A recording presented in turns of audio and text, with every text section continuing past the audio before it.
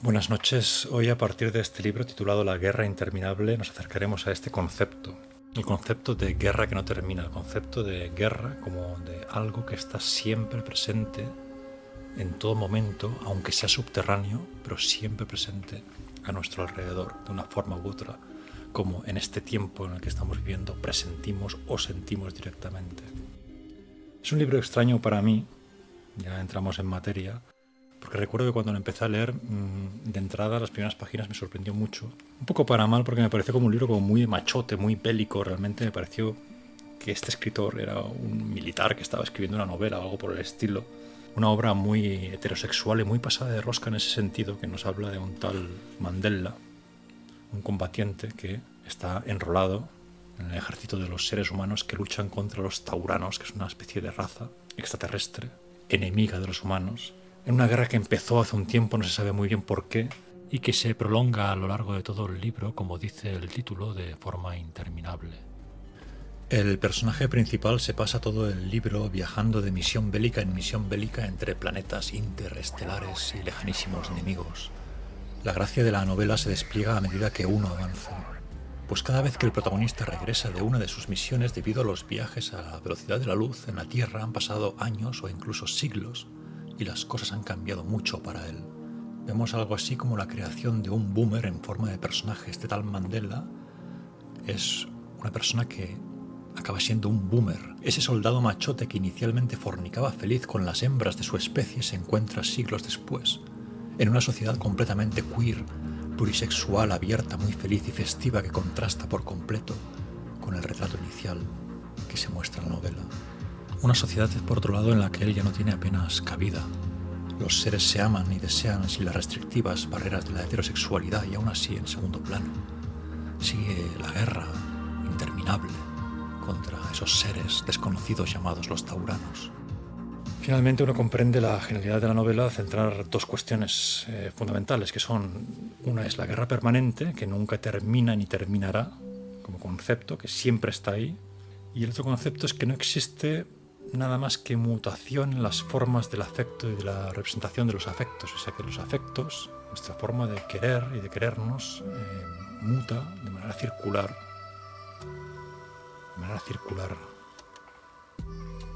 Nos encontramos ahora a bordo del portaaviones Gerald Ford de la Armada estadounidense. Este es probablemente uno de los barcos más sofisticados, caros y complejos que existen. Quiero fijarme un momento en él y en un detalle que no es secundario. Una de las particularidades que veíamos en la guerra interminable de Haldeman era la mutación constante, a su vez, de las posiciones sexuales. La novela de Joe Haldeman nos mostraba la oscilación de una sociedad patriarcal a una sociedad mucho más abierta y pansexual, influenciada sin duda por un retorno del paganismo.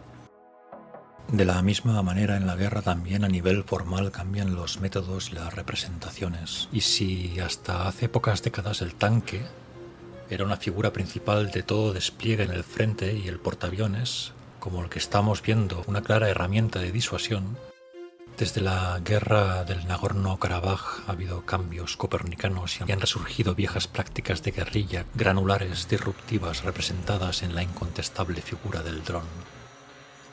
La existencia del dron, de la miniaturización y de otros avances tecnológicos convierte a los grandes mamotretos que surcan los mares en blancos repentinos para lo minúsculo.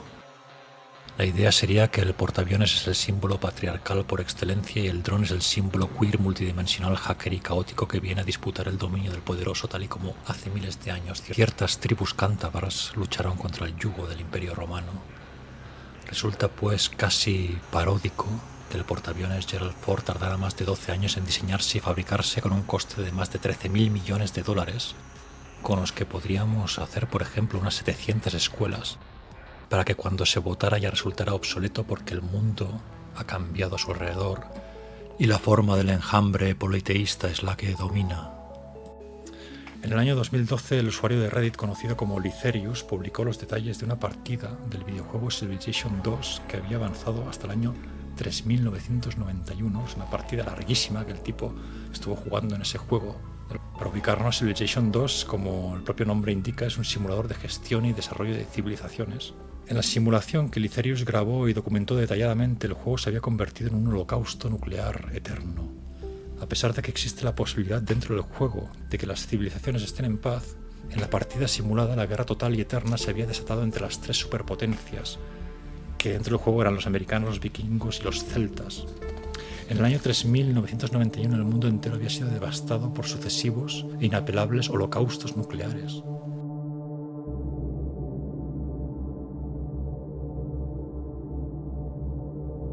Y ahora de pronto quiero saltar a un artículo publicado en la revista Blood Knife, titulado Todo el mundo es guapo y nadie está cachondo. Blood Knife es, por cierto, una curiosa revista para visitar, la recomiendo bastante. El artículo empieza así: cuando Paul Verhoeven adaptó Starship Troopers a finales de los años 90, ¿sabía que estaba prediciendo el futuro? La interminable guerra en el desierto, la omnipresencia de la propaganda militar, una cara alegre gritando victoria mientras los cuerpos se acumulan cada vez más.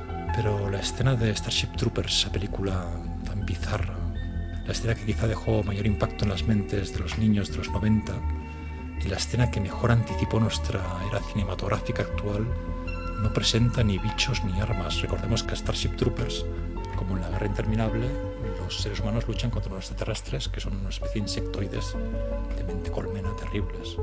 Me refiero a la escena inicial de la ducha, en la que nuestros heroicos soldados, hombres y mujeres, disfrutan de un ritual de aseo comunitario. A simple vista parece idílica: armonía racial, igualdad de género, unidad detrás de un objetivo común y firmes, esbeltos traseros y pechos. Y luego los personajes hablan y el tema de conversación es el servicio militar, por supuesto.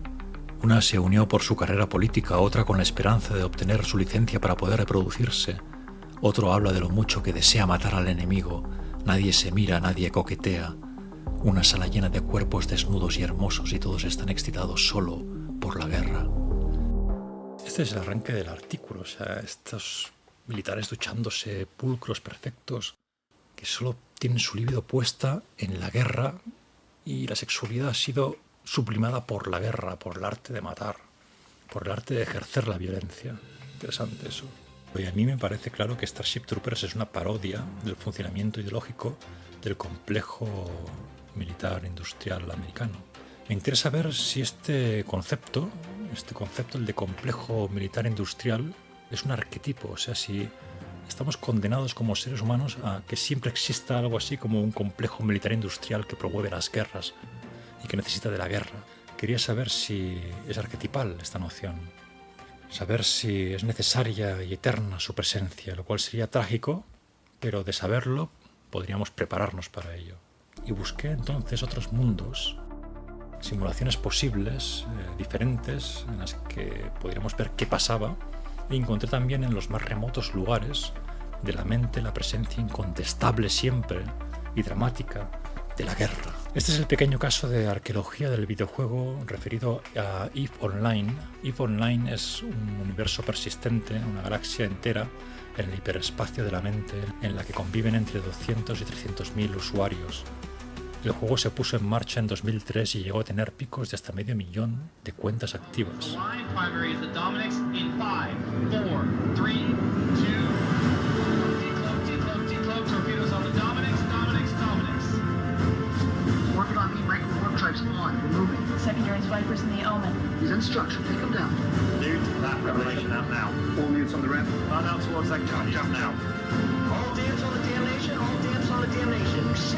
Se trata, hay que decirlo, de un juego gratuito en el que puedes pagar para progresar, un juego bastante difícil además y muy lento debido a su tiempo en el mercado, que tiene ya una base de usuarios muy consolidada. Y aquí me gustaría rescatar otra idea que veo interesante. Cuando EVE Online era nuevo, los equilibrios de poder eran más frágiles en ese mundo online. Pero pasadas 2 décadas hay dentro de EVE Online auténticos magnates y poderes oligopólicos gobiernan el espacio simulado de EVE Online. El oligopolio se ha vuelto la forma de gobierno dominante dentro del juego en la simulación. Quiero decir, no se ha creado allí dentro una sociedad idílica, precisamente en la que es fácil empezar y ascender. No es nada fácil ni empezar ni ascender. Al principio eres una especie de esclavo y te cuesta mucho subir, y además hay que pagar si quieres subir más rápido. Y esa es otra idea: cuando un sistema se consolida, las posiciones se enrocan y llega o hace acto de presencia la guerra. Después de mucho tiempo, En este universo online se consolidaron las posiciones, se crearon los oligopolios y entonces explotó la guerra. Y de hecho, el 27 y el 28 de enero del año 2014, en torno a 7.548 jugadores se registraron para participar en una de las batallas más grandes que han tenido lugar en la historia de Internet. Esta batalla tuvo lugar en el sistema llamado BR5RB.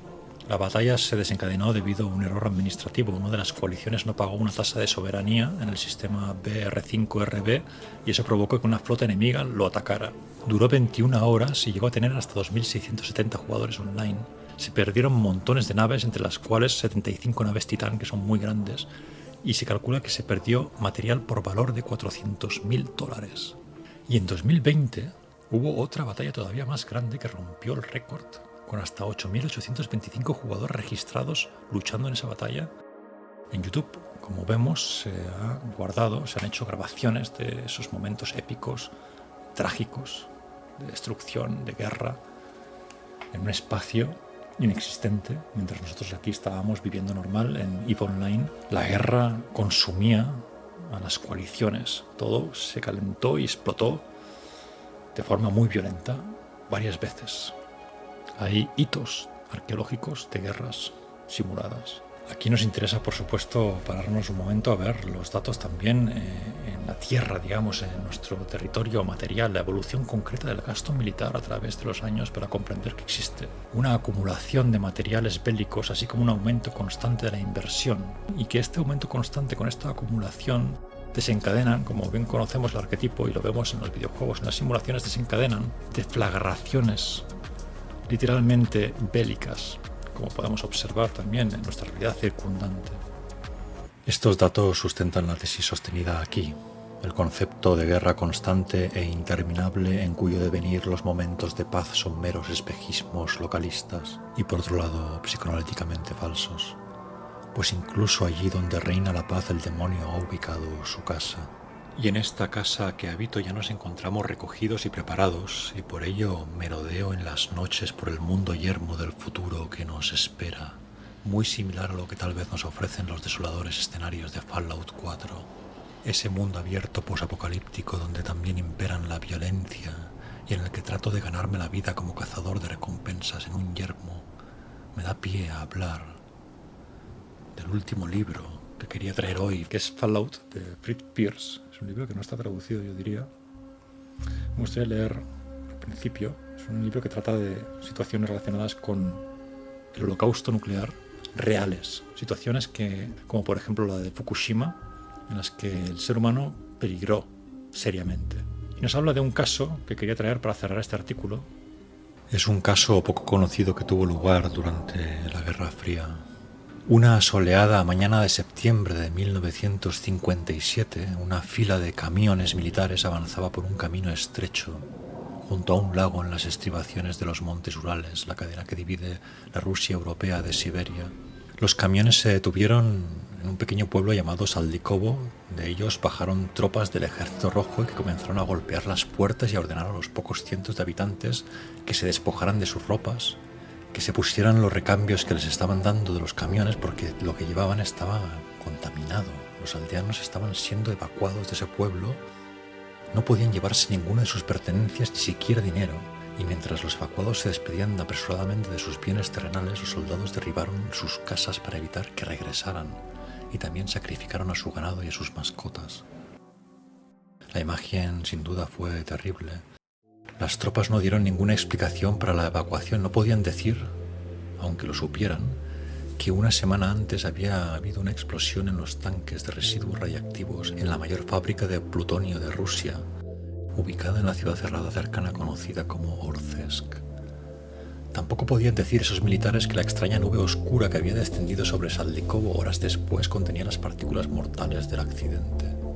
Las tropas no podían decir nada de esto porque la mera existencia del complejo de armas nucleares era un secreto militar en sí mismo, conocido solo por sus trabajadores cercanos.